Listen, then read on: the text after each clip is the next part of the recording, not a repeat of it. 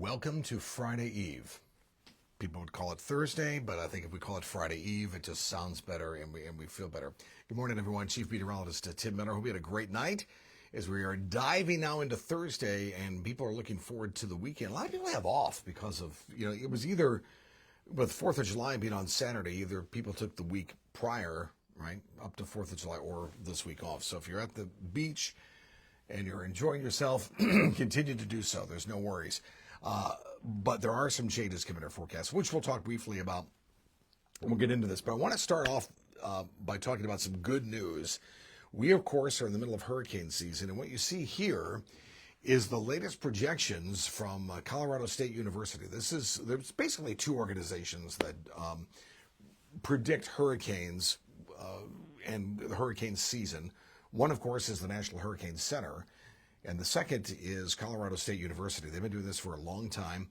They have a fairly decent record, if I have to say so myself, of actual predictions. So here's where they're at here. Normally, this is where we're at, 14, 7, and 3. Normally 14 named storms, a normal hurricane season. 7 hurricanes, 3 major hurricanes. In April, Colorado State did 13 named storms, 6 hurricanes, 2 majors, and now they lowered this. This came out yesterday with 9 named storms, 4 hurricanes, and 1 major hurricane. That's a significant decrease from what they had before, and certainly a significant decrease from normal. Remember that when we talk about hurricanes, we always think when a hurricane forms that it's going to hit land. Most hurricanes don't. They're normally out to sea or tropical events. But of course, what's that old saying? All we need is one to cause us to have some issues. And hopefully it's not that major one. That major one can remain out to sea. This will fluctuate, but there are a couple things that we're talking about that I think one of the reasons why they sort of lowered their numbers as far as storms are concerned. One is, you've probably heard a lot about it, we are in an El Nino year, and a pretty decent El Nino of that. And coming up in the next couple of weeks, we're going to dive into El Nino and what that really means for us, because we're really going to see the impact of an El Nino forecast not until the fall and the winter time. That's for us here in the Southeast. That's where we'll have the major impact. But what it typically does, it does lower the opportunity for hurricanes to form in the Gulf and the Atlantic.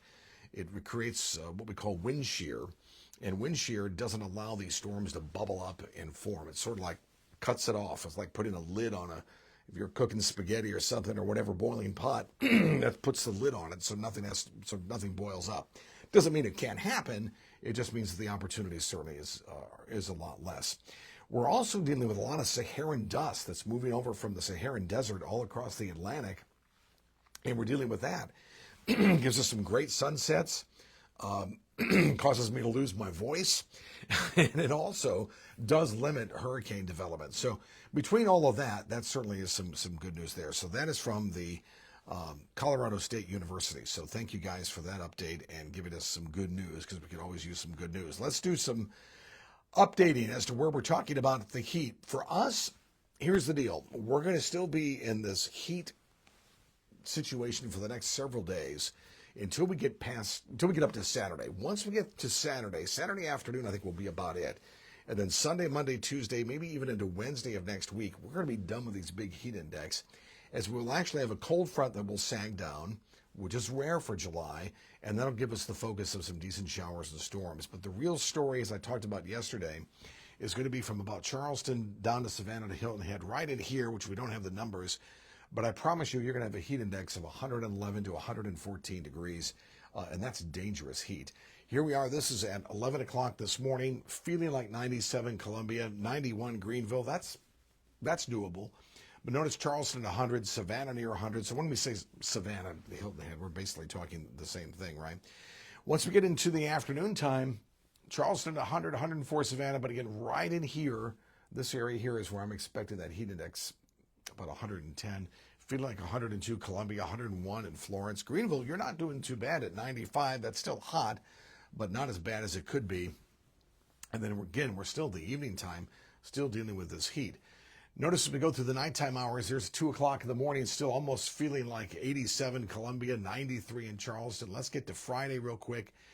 Friday's another hot day, 103 by Friday afternoon, Columbia and Charleston, Myrtle Beach. 114, 115 in the areas between Charleston and Savannah. And there's Friday at 5 o'clock in the afternoon, feeling like 104 degrees. So again, this is, the problem is that we've been dealing with days on end of this. Normally, we get a couple days, then we get a break. That's not been the case. What's going to happen is we're going to start to get now into this pattern where we're going to be able to have a little bit more opportunities of some rain, and that's going to be great. Let's look at today, and then we'll talk about what's coming up later on this afternoon when we get together around 3 o'clock or so. Here's 11 o'clock in the morning. We're quiet, pretty much where we're at now. Here's 2 o'clock, not much going on. By about 5 o'clock, I'm not going to rule out an isolated shower or storm. That rain chance is really about less than 20% statewide. But I'm going to throw that in there because the heat of the day, you can't rule it out this time of year. I mean, it's impossible. Notice 8 o'clock, we're pretty much done with it. There's 11 o'clock. Put a fork in it. We're done with any showers. And we'll pick that up again tomorrow.